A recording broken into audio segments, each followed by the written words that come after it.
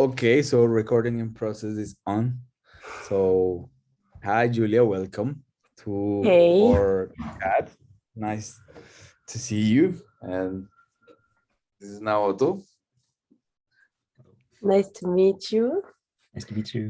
Good to be here. Where are you? Where are you at the moment? What is that narrow entrance that you? What is the narrow This place is you are? my this is my constructed office in the between like in a hallway between the living room and the upstairs space. What I really like is the pipes there. It looks like you're an architect or something. I know it looks Like very fancy, no? No, but it looks it's like like all papers from the children. So, okay. This is papers for the children for children. I yeah. It looks like these pipes where you put all your planes All as an my architect. all my paintings, no. Some Yeah. posters, yeah. How are you now, Otto? Good. Here it's What time is 7 it? p.m. 7 p.m. for you? Yes, so it We have was this conflict with Naoto because then it's like we are trying to get like to adjust to the schedule, and then is so then if it's before 11:30 or 11 when it's like time 30 or something, it's like supper time for Naoto. So true. it's like right in the moment when you're taking your dinner, right? Yeah, I just had my supper and then if it's like for you, if it's afternoon, then it's a little bit too late for me For you. usually. Mm. Yeah. Yeah. And how is it in Japan? It's Where are good. you in Japan? It's called Tsukuba, which is like 1 hour to the north from Tokyo, 1 hour and a half. And I arrived a week ago, so I still have 1 week to go with my quarantine, and but fortunately, I could go out today with permission because I broke my finger when I was Oh in no. Germany, and this is not recovering. I can bend like up to like here. I cannot bend like I cannot do like this, like make a fist. So I went to the clinic and the doctor was trying to like bend it literally, like I was screaming. Oh no. That was really bad. But You basically just asked the doctor was just like, you just have to do this. Just do this. exactly. And I was like, no, Wow. stop it. Basically, I have to like just keep moving and then hopefully it will recover. Oh. Wow. Yeah, I was supposed to go now to Japan too for a show. Oh, But okay. we didn't because because they changed the whole quarantine thing and it was impossible for the whole team to be 2 weeks in isolation because it would take too much time, of course, of everybody. And then there was also a little bit of a hesitation if we would get the visa, because I think, like there were a lot of levels. So at the end, we're like, okay, because I was super motivated. I was like, okay, I'm going to do this 2 weeks in a hotel, never see Japan, like super absurd. Just maybe have some projections in the back when I do like calls of like Japan, very kitschy, to pretend I'm there, Pretend, yeah. which I would be physically, but not really seeing anything. But yeah, then the whole team was like, nah, I don't think we're gonna do this. So I was like, okay. Because there's this Yeah, unfortunately. festival. I don't know if I think it was in Tokyo. Yeah, like a performance festival. Okay. It's I happening don't know. like nowish.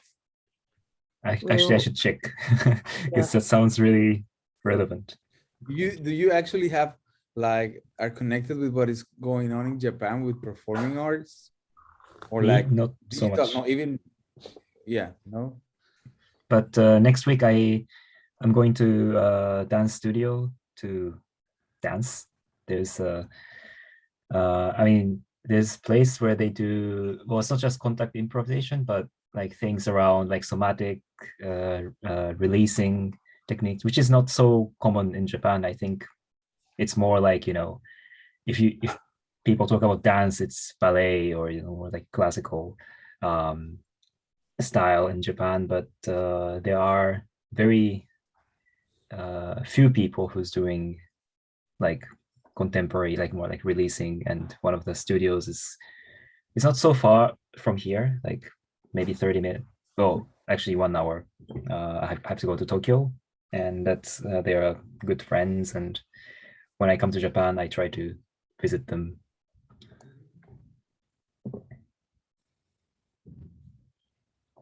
And they must be connected to those festivals. But this is not related with Y Camp, right? No, YCAM is more institutional. The friends doing contact improvisation is more like. But also Y Camp is more like more media art or Yeah. no. Yeah, like it's not specifically about dance.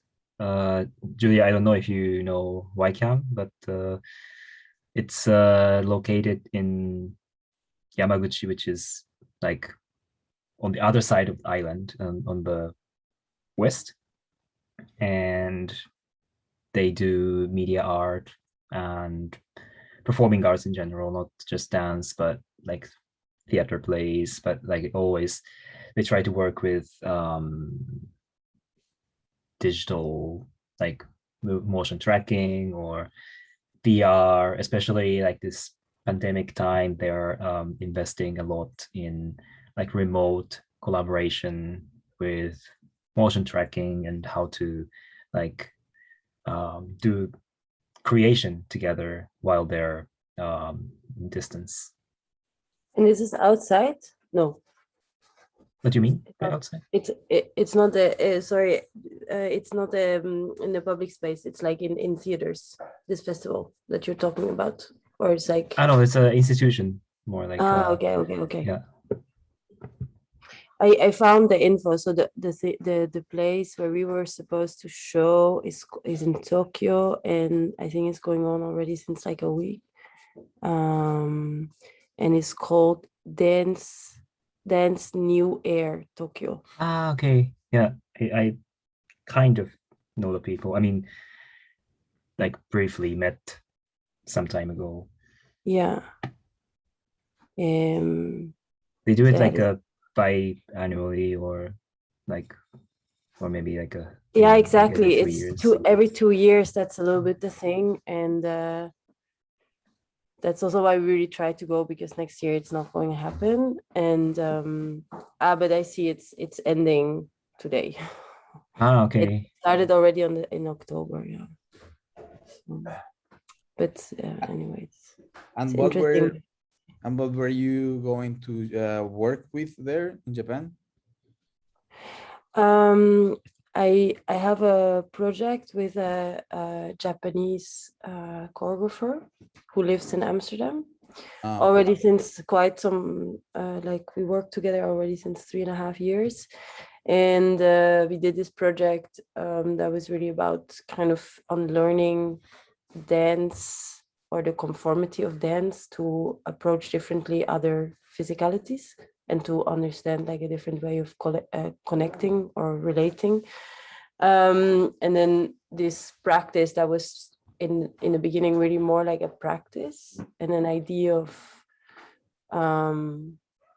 understanding how to relate to each other became a workshop, and then from the workshop it became more like a piece. Well, during Corona, I think there was a switch a little bit where we wanted to continue with the idea of workshop, because for us there was like an interest in blurring the boundaries between the observer and the observed, or like like how active you are within this piece as an audience, and to be able to decide also a little bit yourself. But then with Corona, of course, that wasn't possible anymore because you cannot touch each other. So then we transformed it in a way to a piece, like a more classical idea of stage piece. But interesting to understand how to take this. I mean, I told you, I think like how to take this intimacy and kind of like very raw material, instead of transforming it into something that is made for the stage, to kind of like occupy the stage with that intimate material. Can you So can you expand this a little bit more? yeah. Because I think maybe you share this with me, but it will be interesting to Yeah, so I think that because it was supposed to be, or because we started it as a more as a practice, there's of course a lot of trust and kind of like a relationship built up between us as performers or facilitators of these movements. I mean, because um, can you describe shortly what is the setup yeah, in the studio? so it started so Gija is the choreographer, so who like initiated the project. Then there was another performer from Amsterdam, Andrea, and then a performer from Munich, Lucy, who is in a wheelchair. So the setup was at first these three people and how they dance with each other, and it was a little bit also how you learn from each other. And then we had to adapt spaces or think about a lot of ways how we can be together so everybody's needs are kind of met, you know. So Lucy has a condition where she cannot move, her body didn't grow at a certain point anymore, but she can feel everything. So she's in a lot of pain. So for example, the space had to be all mattresses. And so we started to think about landscapes, what landscape of the body, how does that extend to the landscape of like a space? And then we started to construct this like mattress islands where we could be with each other, because then she can go out of the chair and be comfortable.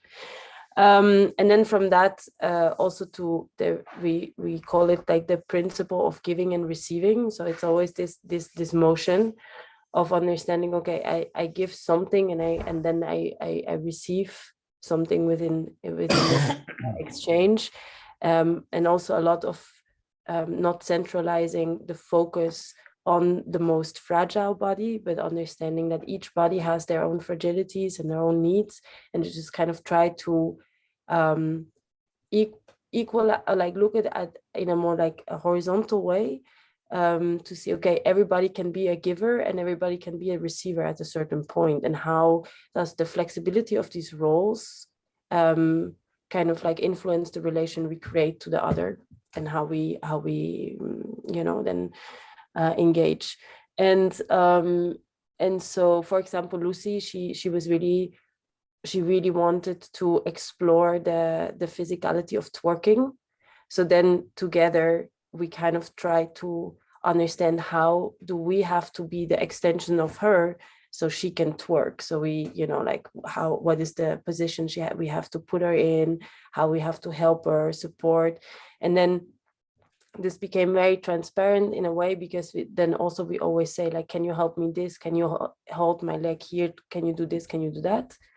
And this for me for us all had a very honest and transparent quality that was very raw. But of course, often when you think about then the public sharing or going towards a stage, you tend to transform what this apparatus of the theater represents and transform. So you kind of like, you know, connect or relate to that level, or to that legitimacy of this space. And then for us, it was really to say, okay, how can we really share what we have in the studio on a also very undirected way, like just this happening, but to really have it. So and where in the beginning maybe that workshop would present a better format for that, we then started to make this show where it's a lot where everything is kind of visible. So it's like, okay, can you help me do this? Can you help me do that? And of course, there's a certain trajectory or like repetition, how we build the piece. But it goes from the very intimate of like this chit chatting where they just, hey, how are you? And, you know, touching the hair and like doing this, to like growing extensions. Then the third person comes in, the fourth, the fifth, and we become this like kind of octopus of many people helping, trying to each other to move in certain ways. That happens like grows in the during the piece. The performance. Yeah. That make me think a bit on the. There is something that we mentioned in the practice that we have with Naoto. There's this idea of like give back agency to the user, and then so that's sometimes we propose like live streams that have been like, I mean, with some pauses, but like we went like for I think 6 hours one day when we were in Puff, I think. And in part that was like the idea of doing something so long also was partly to not thinking that we are doing something good, but rather, I mean, for like to in a way bypass the responsibility of I'm doing basically of bypassing the curatorial process of selecting material and saying this is what I'm showing, like pay attention to this, and rather just keep some a really long format where the person actually has the control of what the person wants to see also, because then they can go back or fast forward with the playhead in the live stream. So the intention was never like to see that somebody's going to stay for 7 hours to watch that, right? But it's rather to imagine that something more like a noise that it stays, like when you are like, I don't know, cleaning your house and then you put something as background, and for some reason that something catches your attention and you give really attention to that. But then it's not up to us what we're giving, but it's actually up to the viewer or the audience to ground what is interesting and to ground it basically based on their own interest. And maybe, and I was thinking that in relation because you said something in the piece that you were talking, that your intention was, you use a different words, but it resonates, this idea of like give back the agencies to the user. You were using more the words like how to, like you were using like the tension between the viewer and like the audience and the piece. You were talking something in relation to that, like to not have like that thing that your intention was at the beginning, to not have necessarily a classical piece, that at the end I think you have more a classical setup, but that you were working towards more something that it was not necessary, where you were challenging, where in my words I will use where you're trying to give back agency to the user. Yeah, I think also like, yeah, I like this idea of I mean the choice of watching, but in a very conscious way. So of course then it relates differently maybe to an online or like a video, which is like funny enough that when we changed the work to this stage version, the premiere was online because in the Batar Festival there was no public, and they made this movie, and a lot of people thought that this piece was the only piece that functioned somehow on this format, because it had something already integrated in this idea of non-selecting, yeah, like you said, a little bit non-selecting this material, because we just do what we do anyways. So it's just a practice that just accumulates at a certain moment. But you could think that before and after it just continues, because it's this growing mass of just physicalities that just, you know. But yeah, there was of course also taking this responsibility as a viewer or as a consumer, let's say, like what are you really consuming and how, or not consuming sounds very bad, but it is sometimes, for me at least in theater, also a lot of this, that you like people come and they really want to consume and have this epiphany of something after seeing, like, okay, wow, now I know this, or I do that, but not really wondering like why, or asking, because it like somehow this separation or this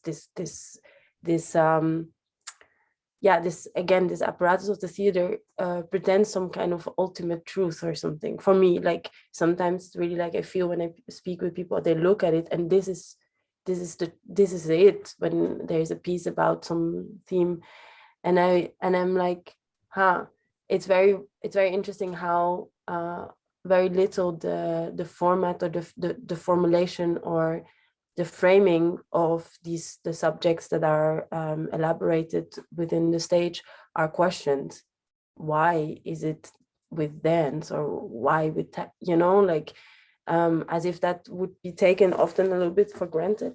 And I think that that was quite or is still a big question, like what is this physicality representing or dialoguing with the this intimacy that we are looking for? Why that? What does it contribute, to think about this a radical intimacy, like Lucy calls it the radical intimacy, like how does the physical approach relate to that? Or would it be would it be the same if it would be just talking? Would it be the same if it would be something else, another sort of format? And I think that makes it different, that this is kind of inherent within how we approach the stage. And in Tokyo, just to say, in Tokyo, when we would go, of course, Lucy wasn't able to come because the flight is too much. So we created a distant version, which is interesting, where she is only there virtually, so like via Zoom, and on like a foam piece of this mattress, and then we move her around, and she travels with. And funny enough is like the people who saw that version also, because we already had it, they kind of almost like it more than the real one, because there is something quite radical, maybe not, but intense, that a lot is constructed around this approach of a body, and then the body is taking away from that space, and they're in like another physicality, like it's there by voice. And that kind of like underlines again the whole first approach, why we did it, like how do you relate to other. I think that this that you're saying is interesting, that because like, I mean, I think sure the way how I see it is like, when you speak about how to say this, I think these are rituals, going to the theater is a ritual, right? And this radical intimacy that she calls, like it resonates to me. I mean, makes sense, because are somehow rituals that are established, right? So it's something that really is being established for a while, and therefore I think I have two things to say to that. Like, one is that one thing is very difficult is like to challenge really like the establishment of the ritual, because already you go to a political and sociological, anthropological research of how come, in a way, that is established in a certain way, right? Until the place that we are now, that you just assume that you go to theater and you sit and you watch a piece that is being established for. This is the way how we develop this somehow. And that's why also we have new formats and people trying to do things differently. Nevertheless, we think a stage, right? So there's a medium which delivers the message. The theater delivers the message in such a setup. That's why I think it's interesting times when there are different things happening, like in terms of medium, because like if you speak about like hybrid formats or digital formats, since there is not such a ritual yet, there is everything is there to be spoken now. So therefore I think is because I from my point of view, I think it has to be a lot about the medium, when you mention, for instance, if your piece is very central, the body, but when the body's out, so one of the main cores of the piece is changed through a medium, then it just changes the piece in a completely something different, right? And I think it has to be, for what I'm saying, I think is interesting is because it's a dialogue over the mediums. So as I said before, for a theater, then it's that then in that case, the message will be transmitted through the plays, through the piece, but nevertheless, the theater is the medium, right? When you use like a Zoom call or a video format, then the video call is the medium that transmit that message. And I think, so maybe to run what I'm saying is, I think one thing is like to challenge these setups, classic setups, is something that is very, I guess it will demand more resources to really do it in certain way, because in a way it's like you're basically questioning the history of why are we humans doing this, basically. And it's basically, we have to understand that we are in 2021. And somehow when you are trying to propose something new within a classical format, is basically you're just challenging the past, which is incredible and it's very good, but that means that consumes a lot of resources and energy, because there should be reasons why people did it in the past in such a way, from different perspectives. From the place that I feel more keen to it, because of course it's the place that I'm working more now, is more in hybrid formats, where in a way, I think it was in a way how art was at some point, that you have like almost like art for art, and people are just doing whatever in a way without being really conscious of what they do. But I think it's interesting to research the medium, because through the medium is that you try to transmit a message. And then that's what I think is interesting when you try to, when we speak about hybrid formats, at the core of the idea of these hybrid formats, for what I understand, is the idea to challenge, not even to challenge because they're not even established, but just to how to propose ways of communicating a message that is not rather in one only channel, but they use a multi-channel. And that's interesting to me. I don't know how you feel about this. You know that I was thinking about something different. Well, that's I think it's what you said. I'm curious, but I know that it's also related in that specific piece. I think it's so dominant that you're working with how to say, like mixed able bodies, basically, and that's sometimes, that enforces to, like you said, one person has to be remote, and this is like sometimes I think that's kind of the thing I'm interested, like how to disrupt what is normative through these let's say disabled or mixed able bodies. Like I myself have, let's say, neurodiversity, and that's always like comes into like question, like what does it mean to interact with people? Like why do I have to like behave as a normative person? And that's also like the motivation, like why we, like Jorge and I, play with the like different medium, basically, that we don't like sell it to a theater, like straight to the theater, but it's like we're going to like different directions. Also, we started as a practice, and and to be honest, I'm like really interested in like how it is a process with working with people with different abilities. Well, I think it is interesting. Maybe there's something that I see that is crossing already. Like we can talk about this idea of the normative, right?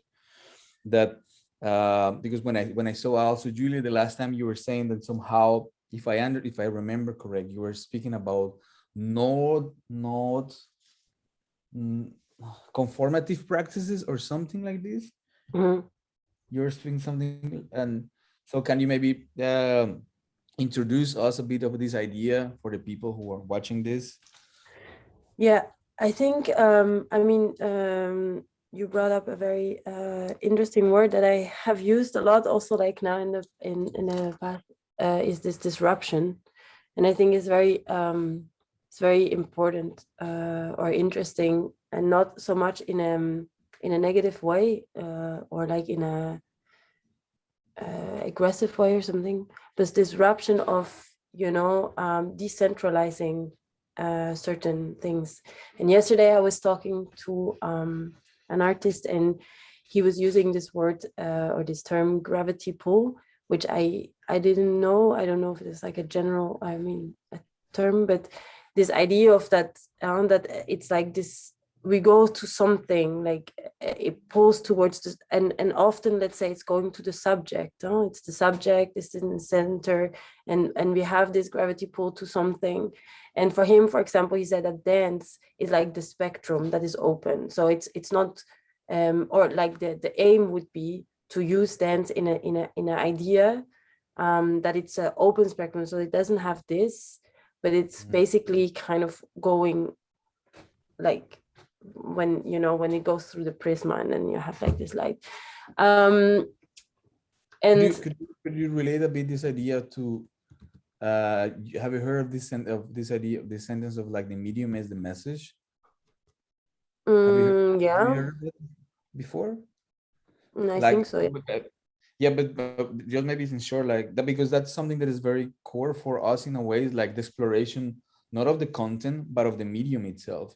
And through the which was what you're saying is it's basically it's just to refer to that idea that it was spoken I think on for Mars, some person, that it says the medium is the message, meaning that the medium like is what it will form by itself the content, rather than focusing in the content to deliver the message. Yeah, I think, I mean, there's like a lot of overlaps, and I try to, because I can get carried away a lot with a lot of different things, but I'm trying to be a little bit concise. So I think that a difficult, or like, let's say for a more general problematic of our times, let's say, or something, for me, at my perspective, is that we try to elaborate on a lot of concept notions and let's say critiques, but they are constructed within the same frameworks what we're critiquing. So because we are staying in the same patterns and in the same way of relating, we cannot really break these repetitive motions. So if we talk about, I don't know, queerness or imperialism, all these kind of different things, at the end they kind of come together to the same frames, because we use the language, we are conditioned in that way. So what I think is interesting in the idea of disruption, or then the multitude, like what is the multitude of the one, or like what is the parallelity of certain things, is there a possibility going through these practices or different non-conformative practices that I say that are very much constructed or built through another logic that is not the normative one?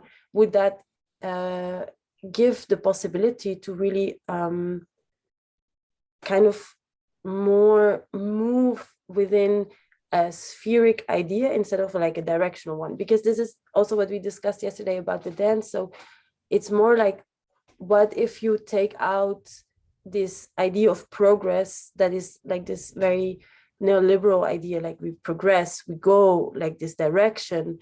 What if that is also taking out of the idea of movement? Like, of course it has to have a direction, but if we think about this differently, and if there is this kind of like glitching and of like different layering of patterns, is there a possibility that it becomes this more spheric idea than this directional one?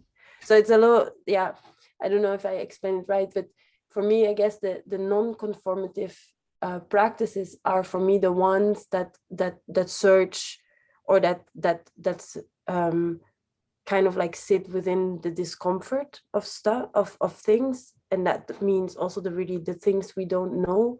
and to try not to transform them into our own language, but kind of like go with the non-known, you know. And there for me is this practice that stays a practice, and then it's like not representative to anything, it's just itself.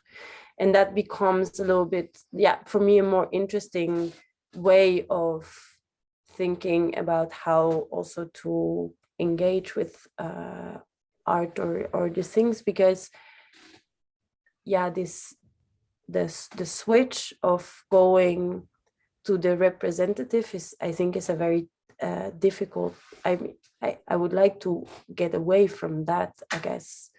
Well, what I think is like I transverse this idea or relating to something that we work with Naoto is around, we said that there is, so we use the metaphor, the analogy of metaphor of a sandbox to speak about the practice. And sandbox as when kids play in the sandbox with sand, right? Which is also a term that is used in computer science. But it's a safe space where you test machines to not allow for not, when you need to test things and you don't want to test things in a safe environment, that's sandboxed, which is similar to a kid when he's playing safely in the sand, right? So then we have this. We say that the practice, that the best practice, the thing that we initiate is 2 years ago, or like, so for more than 1 year. We said that place that it appeared by itself, and is we try to keep it as a sandbox. But nevertheless, that we understand that we want to do more things for different reasons with the practice. One of these things, for instance, is like then how you try, let's say, how you transform the practice, which is a digital practice, in a performance that is a hybrid format, or how you create this from this best practice and installation. That is the process that Naoto, myself, we're going to make installation in January. Where is it in Naoto? In Germany? Oh, which one? Sorry, the installation. The installation is in January. But we're going to show. Yeah. In January, yeah. In Düsseldorf. Yeah. I think so. Yeah. So, and all of these are different, but I think at the core they have this essence of what we think is the best practices. And what I'm trying to say with this is that I found interesting, and it comes from me as designer, to being able to put me in a place that I can actually how to say that, like so I need to have a sandbox or a safe place where when I feel that my moral or my things are in line, and I can work. But once I have this, then I think I can play with that and move it, try to push it in a different direction. So say if I need to put it in a more commercial place, or I need to put it, or to be more representative for institutions or for different places, then I can do it because I still have my sandbox. I think that's at the core what I'm trying to say, that only when I have the sandbox, I can be able to move it to different places, because the sandbox will still be the same. And that's important for us. But therefore, how it relates is that basically we're not like trying to make things like efficient or make something pretty, that because we can fail in this, because we have a safe space, we can just try something. So it's not like always like we're trying to go forward, whatever that means, but like today, like we were just going to try something, and then maybe we completely fail, but it's okay because we keep this format as not as a performance, but it's a practice. And if it's it fails, we just try something else next time. So I think that's how I see the connection with what Yulia was saying, and then what Jorge was trying to say with the sandbox. I don't know if it's yeah, I think what is very interesting is like if we take this sandbox, or the practice, and then what is happening outside of this box, let's say, how that becomes not so much like an extraction for me, like in an idea, is like not so much an extraction of something that okay, we're going to do this there and we're going to do this there, but it's more like, what if it's just a version that anyway is already implied within this, and it's just a different version, like, so I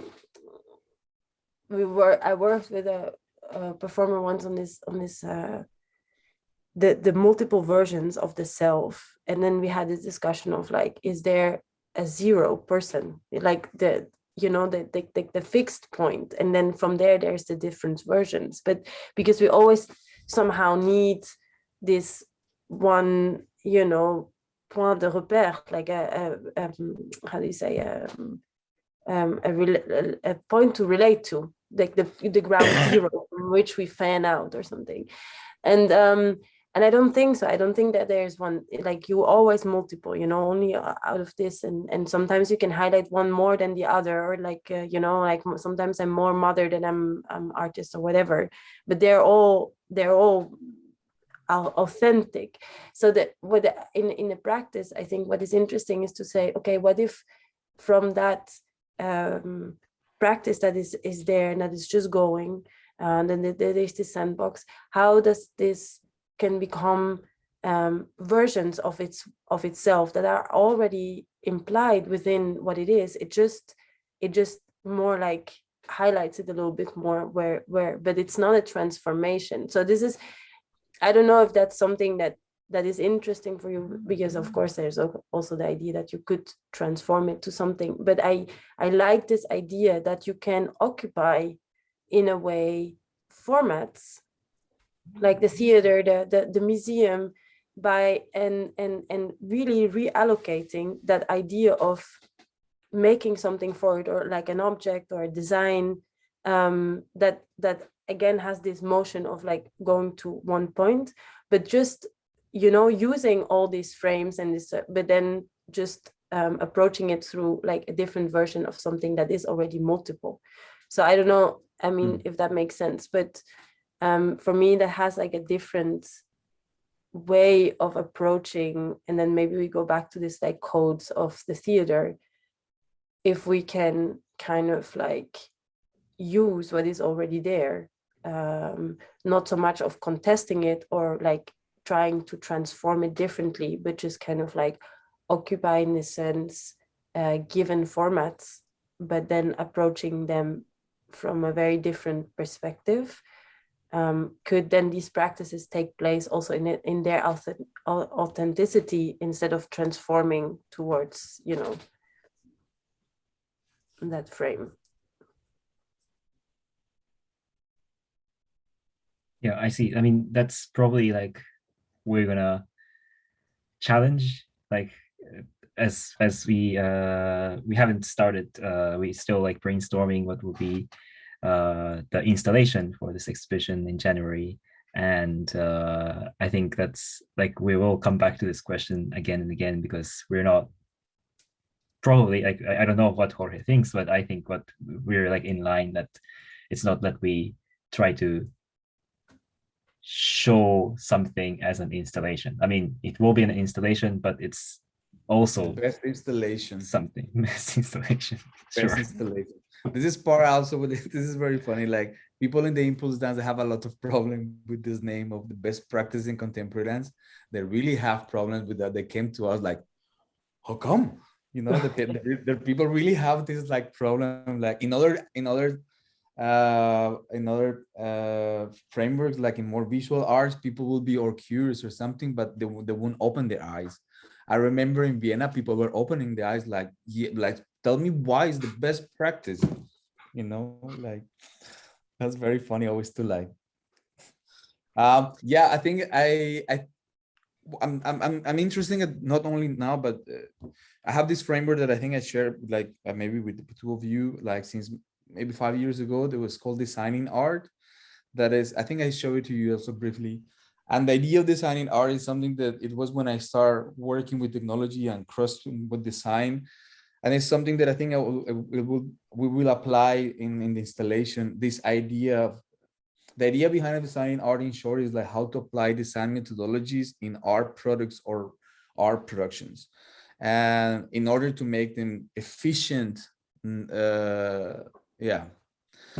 So I the framework that we have now to create an installation, what I think is interesting is because I think it challenges the idea of the audience user, that you have an audience when you go to this theater apparatus, and when you work with computers, then you have this client.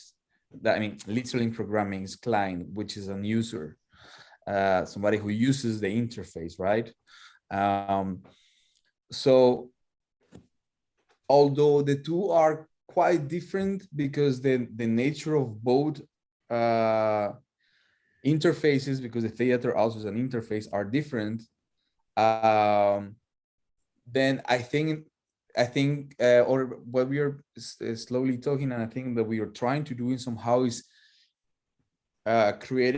working towards an installation that is it works for both, for an audience and for the user, which is something very big at this moment.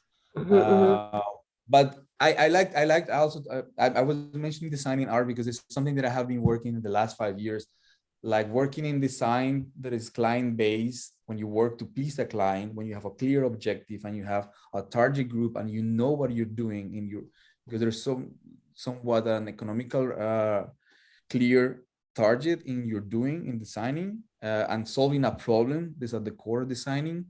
What in art you have more this framework that are more speculative and they're more questioning things. The client is yourself, so it's like the frameworks by nature are quite distant from each other. Nevertheless, I always found interesting how can you try to make them work.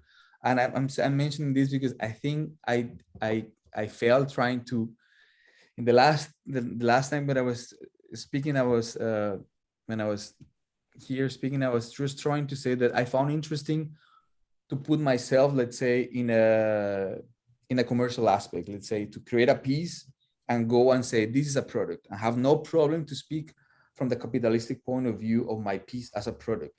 And in my experience, like doing these things for the 5 years, that always it generates like some kind of like conflict within my framework. People will start thinking that I'm a sellout, or why do you speak about efficiency, these kind of things in art frameworks, like it will be always related to capitalism approach and criticism in that sense. I found it interesting for me because it challenged me, like the two sides of the brains. How can I make something to work that is actually not meant to be in this way? And I was related in what you were saying before, like how you can challenge these things that are already been established, and how you can disrupt them.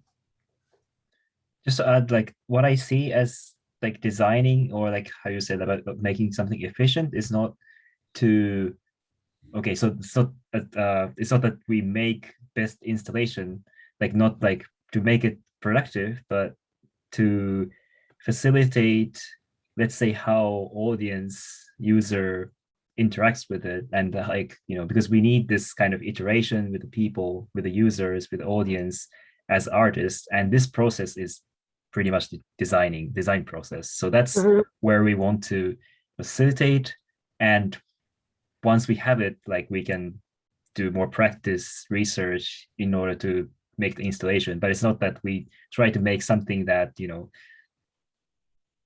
have people spend longer time with the installation, or like have something more Instagrammable, but like to, let's say, more like using the design approach in the research part, which is not necessarily true, but I see it that way, just to make it clear. No, I totally understand. No, I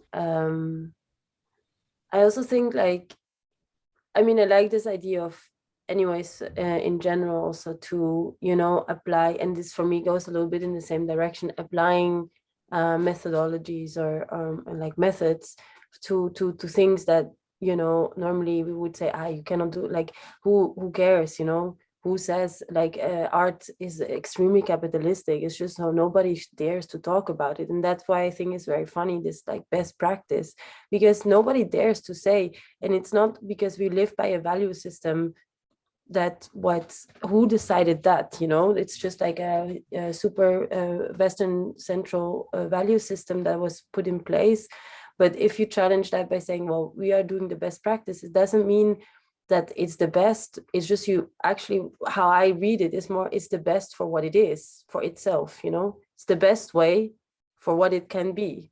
So, and that's also for me the idea with design, no, like if you're a designer with a client, you have to understand what to apply, that what your client wants is represented in the best way possible. You cannot become a like the artist of the product, because you have to kind of like make the facilitation the best way possible that this thing shines or is or whatever.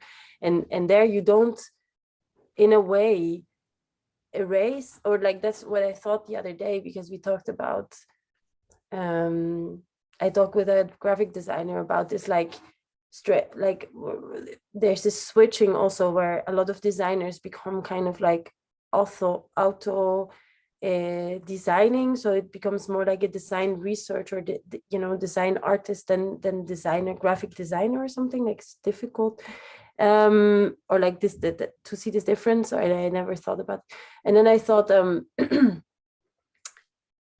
yeah, so it's also like, you maybe in that process where you work with a client, or this idea of like you design something for the good of something else, you kind of erase also this value thing, no, because it has to be the best anyways. So it's like, it's not up to you to decide if it's good or not. It just has to be the best. So this is something I think is interesting, because it disrupts a little bit the hierarchy of, okay, when it's in that theater, it's perfect and it's good, and then when we go see it, we all clap our hands, it's fantastic. And if it's in the underground or like in the side of the street, nobody cares, because, you know, it doesn't fit into this like idea of institutionalization, blah blah blah. So yeah, I think that's why people are like, I guess like in Vienna, people were like super shocked about like, what best cannot be, you know. Nobody gave you the label to be best. No Anna Teresa, no I don't know, Wim van de Kuijbes. Nobody gave you the right to tell you're good. How dare you? How dare also you? because you say like, because you put it in this context of the practices, right? Because then you have all these practices that you, so then if you assume like this, like there was always this idea of like the best practice, and then it's like, how dare you? How dare you? Like, how, yeah. Maybe just ask those people to say that our practice is the best, and have a quote, that quote on our website, you know. Anna Teresa Skersmaker said, "This is the best practice." Like, somehow, like, we try to make them say it. That would be funny. That would be funny if somebody asked, like, because Anna Teresa the Skersmaker said it was the best practice.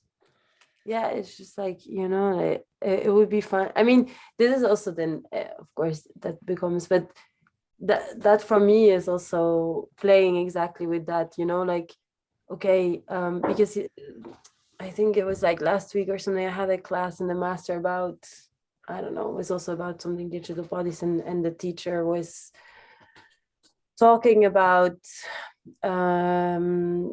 the ranking of universities and how, you know, that whole thing started, and, you know, you put money and blah blah blah blah. But it's so absurd. It's so not reality based. No, why? And it's very strange. It's like also very strange. Like so because you became the best, of course, you attracted like people to invest more, and because we have more investment, you could be like have more things. But you know, and then it becomes a very strange construction of what is the best in a way, because it's all like yeah, and then they yeah, how universities bought like exactly this quotes by very important, I don't know, mathematicians who like, okay, you give me $5,000 and I will just say, yeah, this is the best university. You know, it's like, it's insane. It makes it's really it erases everything of value that you can think about, because it's just it is arbitrary, you know, like, okay, so maybe you should try like I don't know what is the highest rank in contemporary, I don't know, dance or art today. Well, that's us. The It's the best god. practice. Huh? It's us because it's the best practice. Exactly. Yeah, it's us. Then I You know guess what? Like nobody. that reminds me of my the text I wrote for myself about Maybe we can share that. myself. Naoto Hieda is one of the most important figures in the field of the best practices and contemporary dance, and has been taking a crucial role in the best practice chat since 2020. So that's about myself, and that's not false, because I mean it's only two of us doing That was best so, practice, but it's but that was so important. funny. You know? Yeah, when I read that, I think it was really funny, because in one hand, so it sounds very funny, but at the same time, it's real, because yeah, of course, you're Yeah. one of the most important in this field. Like, that's real. So it was. Yeah, I think it's nice. This. Yeah, I had it also the other day when I got invited to a talk, and then it was about uh, dramaturgy and dance, and somehow, yeah, I got then also like they put this like, yeah, so we're gonna talk to this and this people who are like the new most like important leading voices of dramaturgy and dance, and then I don't remember, like a friend of mine was like, yeah, because there is none. I mean, there is no dramaturgy and dance, doesn't exist as a Yeah. field, so everybody is a leading voice. So I was like, yeah, Yeah. exactly. It's a little bit the same. Like yeah.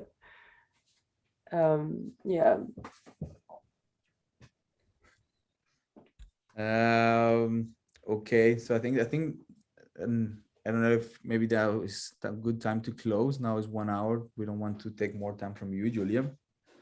So we have So the hashtag that's to yeah, close. yes, You always forget. Like yes. I I always try to forget make that. this a tradition. So when we have a Yes, guest, please we share. want Can to you please ask share the that with guest Julia? to make a hashtag to like not to wrap up, but where you don't have to wrap up. You can like steer it up, but just have a hashtag about this chat could be nice. Okay, so I have to think, wait, then I have to Yeah, just um it goes to the database. And two people already failed. two people failed. What does that mean? It was. They I use think something it that was. already exists or something. No, the first Joanna was she was like Totally saying a fail, I think. paragraph about the like a summary of the chat, but it obviously doesn't fit as a hashtag because it's too long. And Annie last time, but she said something like she doesn't use a hashtag or something, so I used that as a hashtag. I forgot what how she framed it. Anyways, you can decide or not to say, or I would say it's like hashtag sandbox as a disruptive practice. No, wait, as a disruptive space, maybe more. Sandbox. Disruptive space. Space. Nice. Nice. There's a lot in that hashtag, right? There's a lot. Okay. With that we can go. That's very nice. Yes, Okay. it was very nice. Thank you. I will talk to you too, I guess, in different times. You both are Naoto and Julia. I will talk to you afterwards, and for the rest of the people, like thank you for joining, and to you. I This would will say resonate a lot. say. This will resonate a lot. I will bombard you with more stuff now, because this is how my brain works, like in the aftermath. Yeah, well, So, that's good. But it's good. Like, don't like that's the way we work also with Naoto. Like sometimes, like for instance, the last 2 days I was out because I was a bit sick. But then for instance, sometimes in Naoto have or have something in my head. We just sometimes send like 15 links nonstop. But that's okay. Okay. We are used to work like this, so please do this. Nice. Okay, Thank you so so much talk to you for later, inviting guys. me. Thank you, and thank you for watching. Please like the Bye. video and subscribe to the channel.